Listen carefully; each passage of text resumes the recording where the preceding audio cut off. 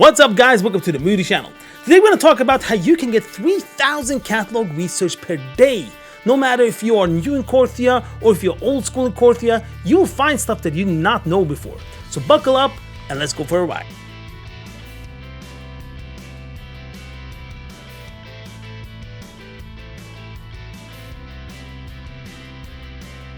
Alright, so let's check out how the farming material actually works. There are two main things that you turn into the Archivist. These two things will also be converted to catalog research that the Archivist gives you as a currency, and half of the catalog research will also be added as reputation. So basically 10 catalog research is 5 reputation, 100 catalog research is 50 reputation, and so on. So what are these two materials? One is relic fragments. These are commonly quality items, the green ones, and turning them in rewards reputation and also gives you catalog research based on the number of relic fragments. Now the second one is the catalog research items. These items are either common, which are worth 8 catalog research, or they are rare and they are worth 48 catalog research, or they are epic, and epic items is worth either 100 or 150 catalog research. This is good to know to understand the farming. So we have the common, the rare, and the epic. Now let's jump into the actual farming. I will divide this in daily and weekly farming.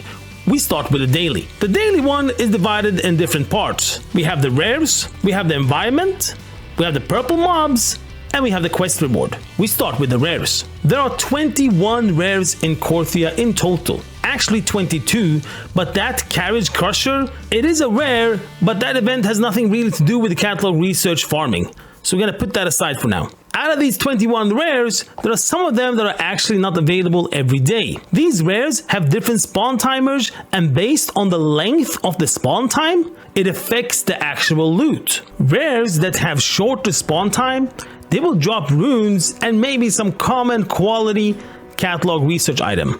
Rares that have longer spawn timers, now they will drop rare quality catalog research items. Both of these have a chance to proc into higher value, but I've noticed that the rares that drops the rare catalog research items have much higher chance to proc into an epic one. Now let's take a look at what these rares are. We start with the 20-minute rares. Now these are rares that spawns every 20 minutes. 20-minute rares drops common catalog research and relics. And of course, if you're lucky, it can proc into high quality. First, we have 4 rares, and I call them the Covenant rares. Each one of these 4 rares can only be activated by a player that belongs to that Covenant. These Covenant rares have a chance to drop Covenant mount and mission table quests. You only get these rewards if you belong to that Covenant rare. If you don't belong to that Covenant rare, you can still attack the rare and you can still get reward, such as the relic and the catalog research. The first one we have is located here, and that is Escape Wildling that Night Fae can activate. The second one spawns 5 minutes after the Wildling and is located here, and that is the Wild World Cracker that the Kyrian activates by talking to Popo, which is located over here. The third one spawns 5 minutes after the World Cracker and is located here, and that is the Fleshwing rare that the Necrolord activates before everyone can interact. The last one spawns 5 minutes after Fleshwing and is located over here, and that is a Stygian Stone Crusher rare that the Ventry activates by talking to Dibby. So the 20-minute rare of these 4 starts with the World Cracker, and it's a 5-minute pause between these 4 rares. Other rares that have 20-minute spawn timers, one is the Zelnithop. Zelnithop is located in the cave down here. This rare does not spawn every day. Now I tried to see a pattern on the spawning, and it seems that he spawns after loads of smaller Gromits in the area are killed. There's a bigger chance you will see this rare when there is a daily quest there, since more mobs there are killed. But remember, he's actually not there every day. Another 20-minute rare is the Relic Breaker Krevla. This rare spawns in the floating island, and when engaged, she'll jump to a smaller platform at 80% and then to this corner down here at 60%. So this means that you don't have to go to the island when you see that she's engaged. Just wait at the bottom of the platform. In chat, you will see that she yells that you're disturbing her when in her search, and that you can see in the chat wherever you are in Korthia. She dropped relics and a chance on common catalog research, and maybe if you're lucky, it can proc higher. The Dominated Protector. Now this rare is also a rare that spawns every 20 minutes, and you get relics and maybe a chance on common catalog research. Dominant Protector is located over here. Kroki the Tormented. This rare patrols the area over here. He's not up every day, but you will know if he's up a certain day when you see 2 elite mobs, Tormented Demolishers, in that area. If you kill one of them, Kroki will spawn instantly. This rare drops common catalog research items and relics. It can proc to common and epic catalog research as well if you're lucky. 30-minute rare spawners. Consumption.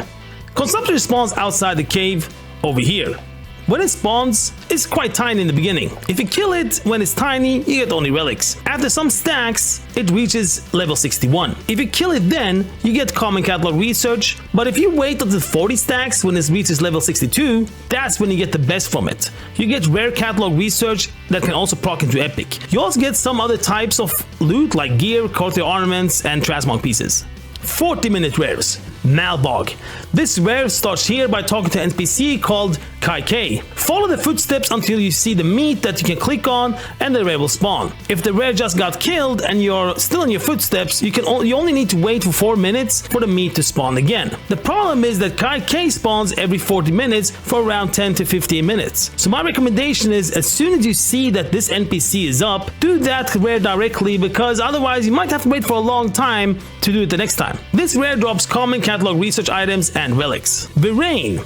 This rare spawns every 40 minutes in different locations every time. Look at the screen now and you'll see different waypoints. You will see an abandoned Veil Staff that you interact with to start a pop quiz event. When done, you attack and kill him. This rare rewards relic and common catalog research items that have a small chance to proc higher. 60-minute rare spawners. We have 3 different rares: the Screaming Shade, the Dead Soul Hatcher, and the Silent Soul Stalker. Each one of these rares are engaged from inside the rift. Each one of the rift rares have a rift portal just next to them. When a rift rare is active, then the rift portal next to it is active to enter. Each one of these 3 rift rares spawns every hour, but the good thing to know is they spawn 20 minutes after each other in an anti-clockwise rotation. So basically, first Screaming Shade spawns, then 20 minutes later the Silent Soul Stalker, and 20 minutes later after that the Dead Soul Hatcher. Check the chat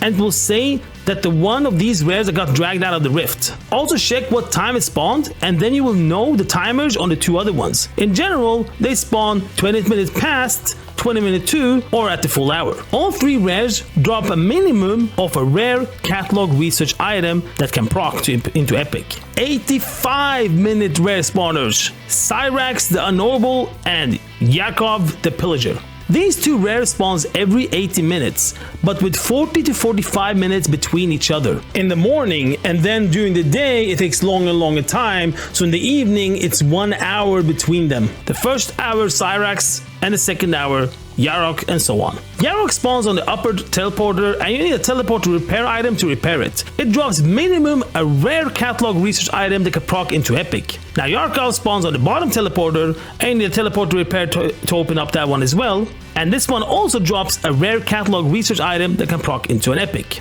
On the screen here, you'll see the different time points that Yarkov spawned and the Cyrax spawned when I was clocking them. However, it might be different where you're from. The big rares. Now these big rares are the Controx, the Obliterator, and the Towering Exterminator. I call them big rares because first, they are big, and second of all, they tear an opening from the rift into our world. These 2 rares breaks into Korthia randomly, but it's only after a rare is dead that they have a chance to spawn.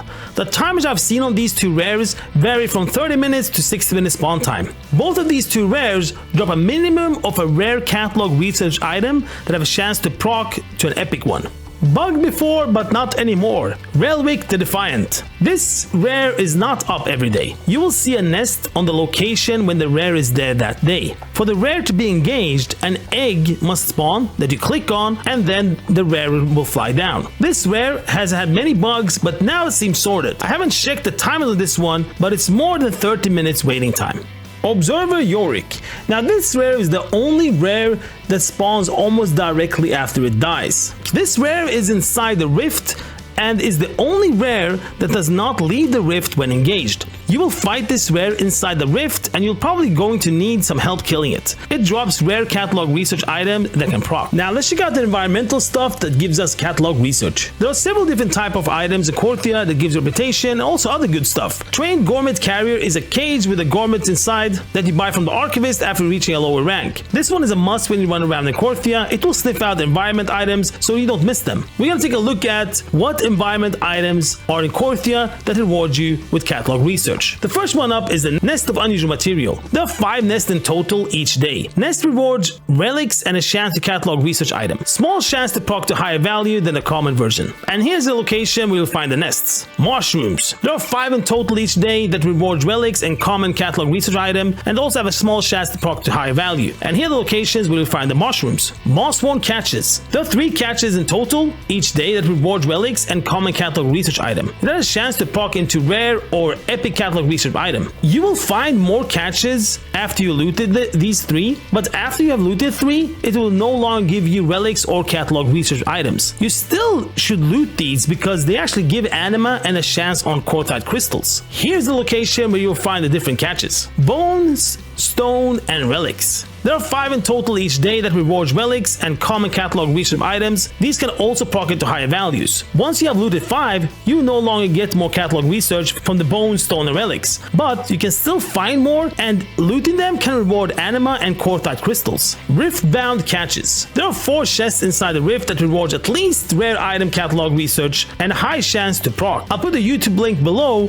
where you'll find good information and the best route is for them. Purple mobs. There are 2 types of purple mobs. One of them are normal mobs in Korthia, but they are purple. These drops only relic fragments, and they cap at 16 purple mobs per day. Killing more will not reward any relics. You will only see these purple mobs after you reach rank 2 in Korthia and buy special items to be able to see them. The other type of mobs is the relic gorgers. Now these are super rare. When you attack them, they'll run away. After a short time, they'll spawn a portal and escape. You must kill this mob before it escapes. If you're lucky, you will see at least 1 per day. The cap is 4 before you stop getting catalog research from them anymore. The reward is relics and minimum rare quality catalog research items that have a high chance to proc into epics. Finally, when it comes to the daily stuff, is the quest rewards. In Korthia, there are dailies, and the further you are into the storyline, the more dailies are available with the cap of 5 dailies. The rewards differ between players, meaning it is not always the same reward for the same quests between 2 players. One of the quest rewards is actually 2 epic quality items of catalog research. At least once a week, there will be no quest that rewards catalog research items. Now let's take a look at the weekly stuff. We start with Korthia. Here, we only have the weekly quest, the Shaping Fate. This quest goes fast to do when you're doing the normal